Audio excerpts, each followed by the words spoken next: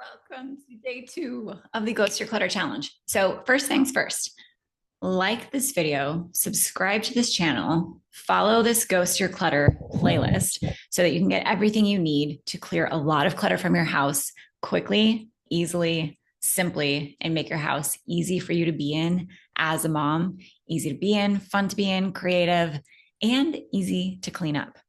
And if you haven't yet, check the description, sign up to get all of this challenge through email because I write some very funny content for you, some very good Halloween fall themed puns for you as I teach you how to declutter your house. And sometimes I forget to add them in here into these videos. So let's Ghost Your Clutter.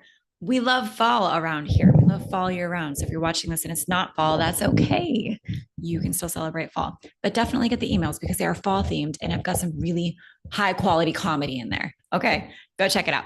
But today for Ghost Your Clutter Day 2, we are decluttering the spice cabinet, the pumpkin spice cabinet. Okay. Because here's the thing about real fall lovers, and that is that we don't like pumpkin spice drinks because that is disgusting. So we're going to declutter the spices today in honor of decluttering pumpkin spice as a drink. It's gross. It's good in muffins and pumpkin pie, but it's not meant to be a drink. And that is my strong opinion. Apple drinks are superior. Apple drinks are superior, but we are going to declutter the spice cabinet today. And this is very similar to yesterday in that you're like, this is not significant, right? This is too small. But that's the whole point. You want to declutter the spaces in your house that are small and doable for you so that you can see quick wins, so that you can build momentum, so that you can get your confidence up, so you can exercise your decision-making skill, so that you can prove to yourself that nothing bad happens when you declutter. Good things happen. And to be honest, the spice cabinet is a significant part of your day, but because it's usually hidden behind a cabinet, it's underrated and people don't really pay attention to it because so many people are focused on decluttering so that you can have an externally clean home, a home that looks great on Pinterest or Instagram or in photos. And that's great. But what you really need is a functional home. A house that is functional and works for you does not work against you. And that's the power of a spice cabinet. Clear out. You have to cook every day. Okay. And I'm not saying that you're making like gourmet meals from scratch every day. I definitely am not. But you are going to be getting in and out of your spice cabinet every day because everybody in your house is eating all of the time. So whether it's your spice cabinet, your pantry, whatever it might be, we want to declutter that so that it's easy for you. It's working for you, not against you. And that's the other thing that I'm going to talk to you about today. So go through your spice cabinet, get rid of the things that are expired, consolidate things. I, for whatever reason, always end up with multiple cinnamons and I'm like, just consolidate them, whatever. I don't need 3 jars of cinnamon, put them all in one. So declutter the expired, consolidate the duplicates. And I want to give you permission to just let go of the spices that you bought for that one recipe and are never going to use again. Those are things that are really easy to put up on a local page and be like, hey, somebody come take this for free, right? So you can do that and clear that out. And again, similarly to yesterday, this is such a small, doable project for you that it's going to feel energizing. And that's the whole point. Use that energy and that momentum to move on to the next thing. So for example, you can move on to the pantry after. Maybe you can move on to dry goods. Maybe you can move on to coffee cups and mugs. Maybe you can move on to the fridge. But if I had started you off by saying something like, we're going to declutter your entire pantry, you probably would have been overwhelmed and you never would have got to a place where you built up that momentum because you probably wouldn't have been able to finish the entire pantry in a day. But you can finish a spice cabinet in a day. And that mentally is going to close that loop. It's called the Zeigarnik effect. Closing the loop, completing a task feels really good in your brain.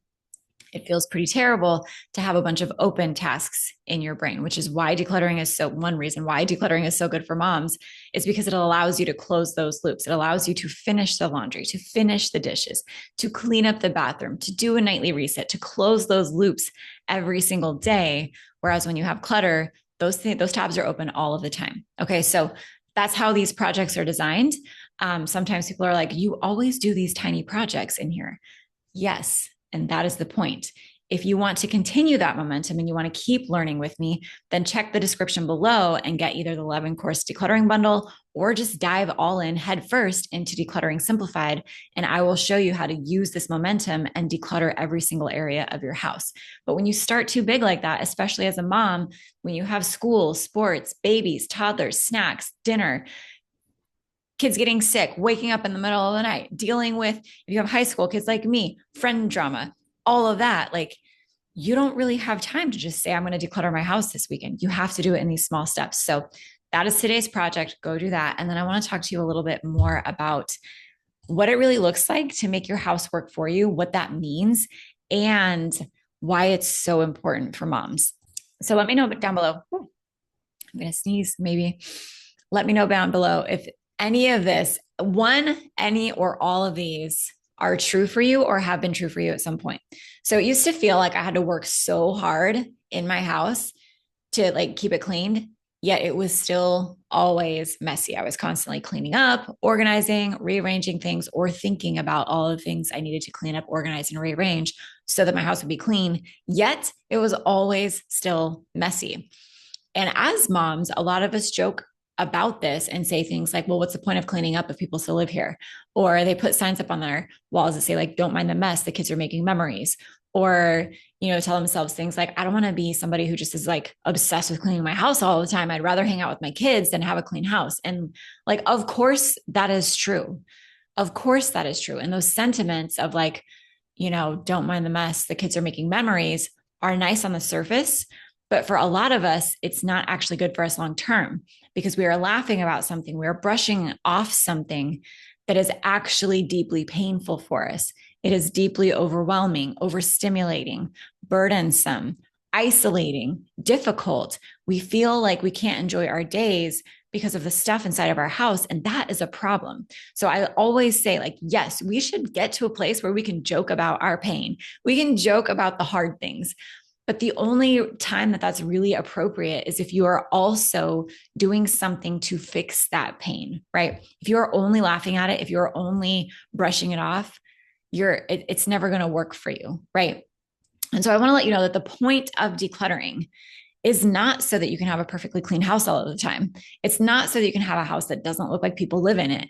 It's to have a home that is easy for you to be in, a place that holds your family, especially on the hard days, and gives you a place to retreat and restore yourselves, to connect, to play, and to be with each other. And it's really hard. I might even argue impossible for you to do that regularly in a cluttered home. So for example, my kids are currently 5. She turns 5 tomorrow, all the way up to 18. We have 5 kids. And I always thought that once my kids got out of like the baby and toddler stages, my house wouldn't be such a big deal to have a clutter-free house.